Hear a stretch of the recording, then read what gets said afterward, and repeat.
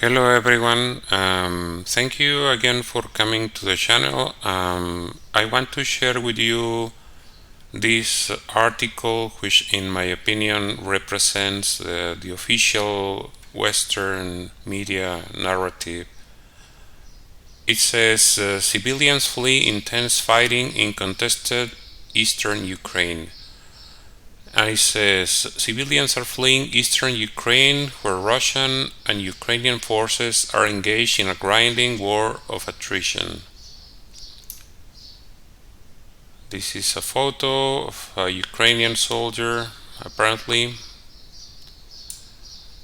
Is in the front lines in Severodonetsk, in the region of Luhansk. And this is photo is from June 8th. Says civilians fled intense fighting in eastern Ukraine on Friday as Russian and Ukrainian forces engaged in a grinding battle of attrition for key cities in the country's industrial heartland. Mostly women, children, and elderly residents left on a special evacuation train that departed from the city of Pokrovsk and headed west. We live on the front line now, said Svetlana Kaplun, whose family fled as shelling reached their neighborhood on the city of Krasnohorivka. The kids were worried all the time, they're afraid to sleep at night, so we decided to take them out. So what is surprising to me about this first part of the article is the lack of a system from the Ukrainian military to evacuate civilians. If they know there is going to be some kind of military operations, they don't evacuate them. They just wait until the last minute. This has been repeatedly a pattern where they just stay among civilians, and they later claim that casualties were focus on civilians, and this is a violation of the laws of the war as they are known. So this is the things that people don't notice. They just listen to this dialogue and they say, oh, poor people, but this shouldn't be happening. These people shouldn't be there. If there is going to be military activities, the Ukrainian army should evacuate the civilians before the activities, the military activities start, so that people won't be involved, people won't be affected. So this is not represented here, and this is exactly what testimony from people, for example, from the city of Mariupol, were saying all the time, that the Ukrainian military was using civilian homes, apartment complexes, and all kinds of civilian facilities to start fire on Russian positions. So this is, like I said, provocation for a fire as a response, and then they claimed that Russia was shelling civilian positions when they were legitimate military targets because the Ukrainian military was fighting from them. So don't be deceived by this kind of narrative. This is what I'm trying to say. And now they talked about this after a bungled attempt to overrun Kiev, Ukraine's capital, in the early days of the war. Russia shifted its focus to an eastern region of coal mines and factories known as the Donbas. The area borders Russia and has been partly controlled by Moscow-backed separatists since 2014. It's another narrative that they try to perpetrate, that there was an attempt to overrun Kiev. There was never such an attempt. I dare anyone to prove that there was an attempt by the Russian military to invade Kiev. They started some activities in the area, and they stayed there positioned a big contingent of several vehicles. They stayed in the north of the country and the north of the city. They took some key see villages and small towns around the north part, mainly a north part of Kiev, but the city itself was never completely surrounded. So before you advance on a city that you want to take, especially the Russians, they organize orderly human corridors to evacuate people from the city, and then they start attacking directly the city, and there was never such attempt. So this is just more of the same, that they are not really honest about what happened there. It seems like everyone forgets what is the strategy of war for every military in the world. I dare anyone to find a similar example where they say they were going to try to take a city, and they did so few bombardments, so few artillery shelling, like it didn't happen. It just didn't happen in Kiev. It's just more of the same. And this is the part that I wanted to focus more in this article. They say the fighting there has led to mounting casualties and renewed pleas from Ukraine to the West for more weapons. So they are saying that the fighting in Donbass had a lot of casualties, and they have Ukraine asking the West for more weapons. But let's pay attention to this.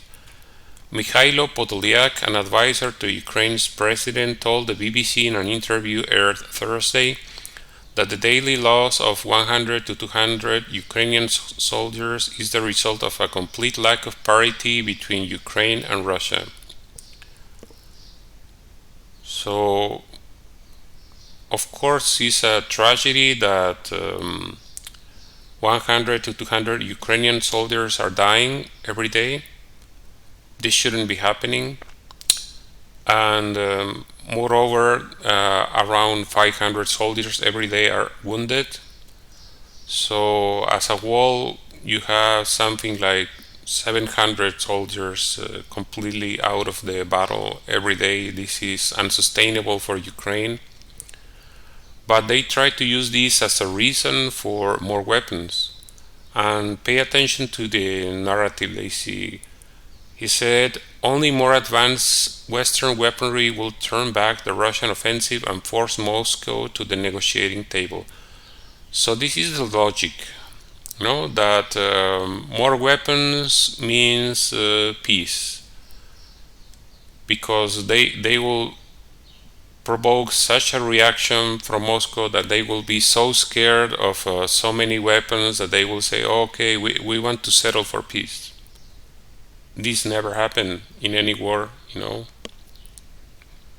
Weapons never produce peace. This is just incorrect logic. People don't know much about war because people don't know history. But there either anyone to find an example where more weapons led to peace. So in my opinion, the Ukrainians should be settling for peace like they were settling in the start. But then they backed down and reneged from previous attempts, from previous negotiations, and now they want to turn it around. Like I said in previous videos, if you have seen my videos before, the backbone of the Ukrainian army is broken. Especially important is human factor here. There are not enough trained soldiers to operate all these weapons that the West is sending, which I repeatedly said it needs training. Training takes time, and the Ukrainian army is running out of time. It has been running out of time since the start. If you paid attention to the Russian military operation in the first few days, they destroyed most of the Ukrainian air defenses, most of the Ukrainian Air Force, so they don't have many things that are necessary to mount a counterattack. They even destroyed most of the multiple launch rocket systems that Ukraine had at the moment, which now they're it is, if you read the war parts, the war reports from the Russian Ministry of Defense, there is even stated there that they destroyed around 400 multiple launch rocket systems. So now they are sending 4, and I think the UK is sending 3.